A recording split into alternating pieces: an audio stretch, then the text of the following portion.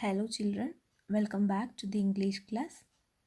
So, we are going to begin the chapter Discovering Tut. The saga continues.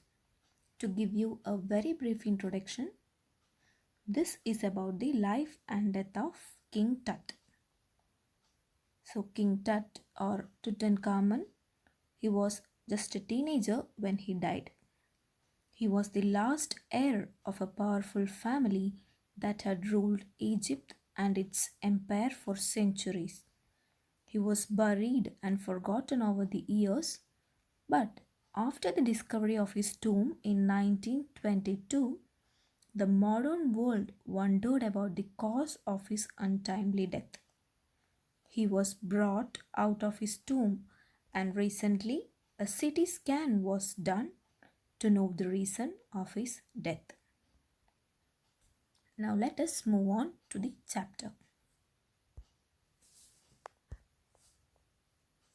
The chapter begins by saying how at 6 p.m. on 5th January 2005, the world's most famous mummy was taken out from its burial tomb.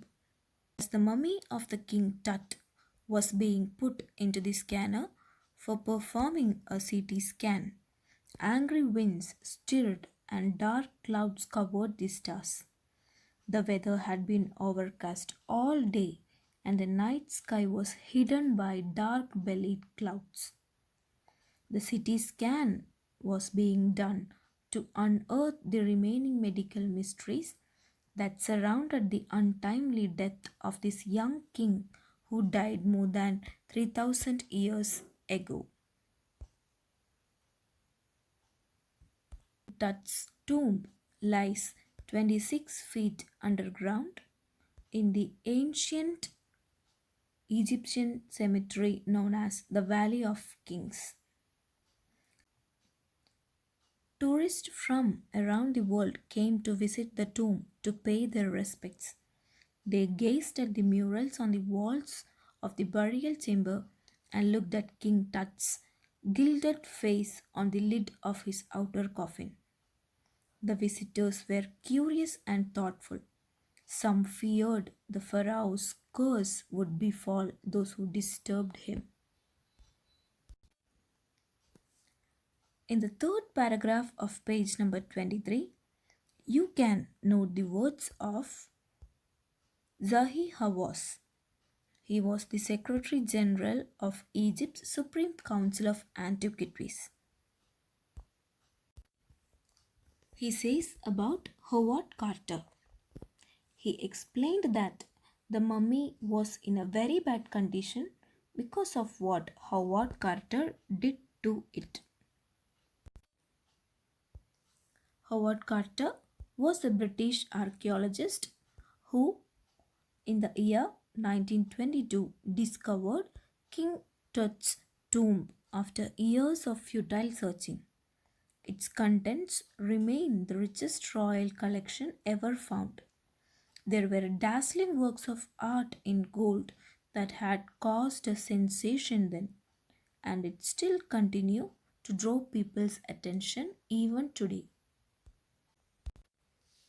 King Tut was also buried with everyday things such as board games, a bronze razor, cases of foods, clothes, wine, etc., that he would need in the life after death. The royals in King Tut's time believed that they could take their fortune with them after death. Hence, King Tut was buried with all his expensive belongings. To separate King Tut from his ornaments, Howard Carter had to remove the mummy's head and cut off nearly every major joint. Then they reassembled the remains of the body on a layer of sand in a wooden box with padding. So Howard Carter tried to loosen the resins by putting the mummy outside in the sun that heated it to 149 degrees Fahrenheit. For several hours, the mummy was set outside in blazing sunshine, but nothing happened.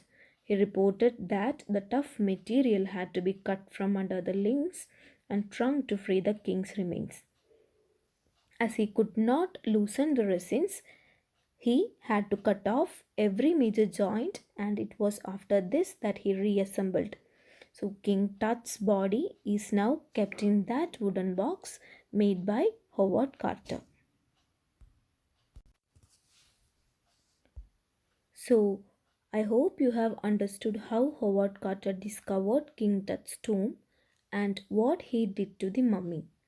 We'll continue with the same chapter in the next module. Thank you.